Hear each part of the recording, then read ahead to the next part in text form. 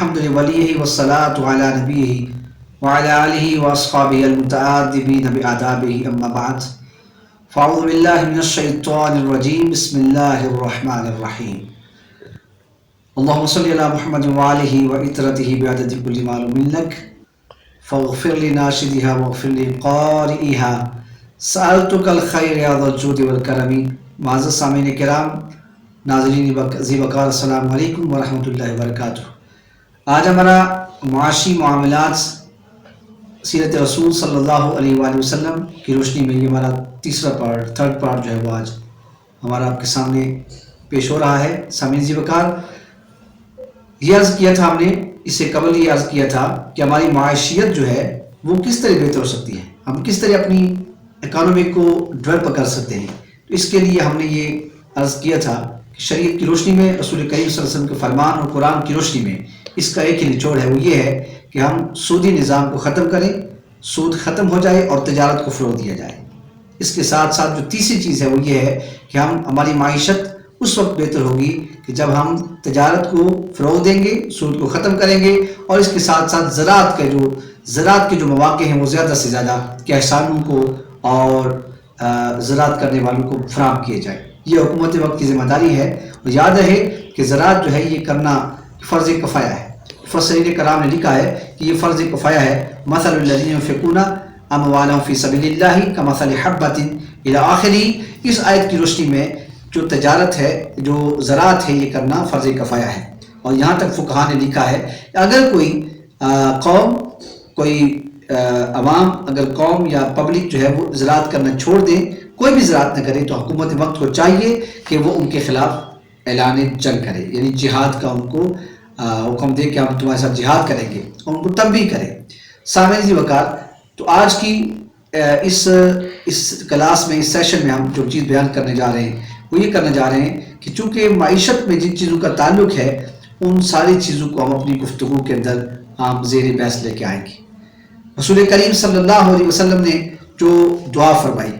اور رسول کریم صلی اللہ علیہ وسلم کے وہ حدیث مبارکہ ہے جو بخاری شریف کی حدیث مبارکہ ہے، اور ان جابر رضی اللہ تعالیٰ عنہ قال قال رسول اللہ صلی اللہ علیہ وآلہ وسلم، حضور صلی اللہ علیہ وسلم نے ارشاد فرمایا، حضرت جابر رضی اللہ عنہ کی مرویات سے ہے، آقا علیہ السلام نے ارشاد فرمایا، رحم اللہ رجلا سمحا، اللہ تعالیٰ اس بندے پر رحم فرمائے۔ اب سامعین دیکھیں کہ جس کے لیے دعا حضور فرمائیں، تو اس آدمی کی شان کتنی بڑی ہے، اور اس دعا کی قبولیت میں کیا شک باقی رہ جاتا ہے کہ جب آقا علیہ السلام اس کو دعا دیں۔ حضور فرماتے ہیں رحم اللہ رجلا سمحا، اللہ تعالیٰ اس آدمی پر رحم فرمائے جو نرمی اور خوش اخلاقی برتتا ہے۔ کب؟ جب اذا باع، جب وہ کوئی چیز بیچتا ہو، بیچتے وقت نرمی اور خوش اخلاقی سے کام لے۔ وَإِذَا اشْتَرَىٰ، اور جب کوئی چیز خریدے اور خریدتے وقت نرمی اور خوش اخلاقی سے کام لے۔ وَإِذَا اقْتَصَىٰ، رواہ البخاری کتاب البیوع، اور کما قال علیہ السلام، اور جب کوئی چیز بیچے، جب کوئی چیز خریدے۔ وَإِذَا اقْتَصَىٰ، اور جب قرض کے حصول کے وقت، جب کسی سے قرض وصول کرتے وقت کسی سے قرض کا تقاضا کرے وصول کرنے کا، تو اس وقت خوش اخلاقی اور نرمی کا برتاؤ کرے۔ حضور فرماتے ہیں اللہ پاک اس بندے پر رحم فرمائے۔ تو حضور رحمت عالم اس کے لیے دعا فرمائیں، وہ دعا قبول ہوتی ہے۔ وہ دعا جو پیٹھ کے پیچھے کی جائے حدیث مبارکہ کی روشنی میں، وہ دعا سب سے جلد قبول ہوتی ہے۔ ہر دعا قبول ہوتی ہے انشاءاللہ۔ یہ ہمارا الگ ٹاپک ہے دعا کے لیے، اس کو ہم اس موقع پہ بیان کریں گے۔ سامعین ذی وقار، تو بیان کرنے کا مقصد یہ ہے کہ تجارت میں نرمی اور خوش اخلاقی جو ہے، یہ تجارت کو فروغ دینے والی چیز ہے۔ اور حضور رحمت عالم حضور نبی کریم صلی اللہ علیہ وآلہ وسلم کا فرمان علی شان ہے۔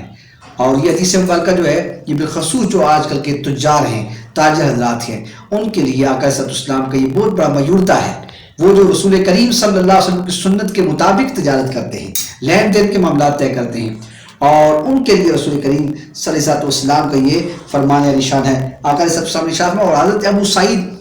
الخدری رضی اللہ تعالیٰ عنہ کی مرویات سے ہے، قال رسول اللہ صلی اللہ علیہ وآلہ وسلم، حضور صلی اللہ علیہ وسلم نے ارشاد فرمایا، آپ نے فرمایا التاجر الصدوق الامین مع النبیین والصدیقین والشہداء، رواہ ترمذی کتاب البیوع کما قال علیہ السلام۔ اور حضور صلی اللہ علیہ وسلم نے ارشاد فرمایا کہ وہ تاجر، ایمانت دار، دیانت دار اور سچا جو تاجر ہے، اس کا حشر قیامت کے دن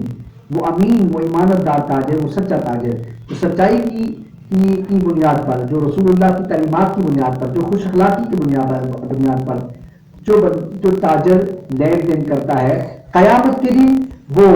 مع النبیین والصدیقین والشہداء، رب العالمین اس کو انبیاء کرام کی معیت عطا فرمائیں گے، اس کو صدیقین کی معیت عطا فرمائیں گے، اس کے شہداء کی معیت عطا فرمائیں گے۔ یاد رکھے کہ اس حدیث مبارکہ کی روشنی میں اسلام نے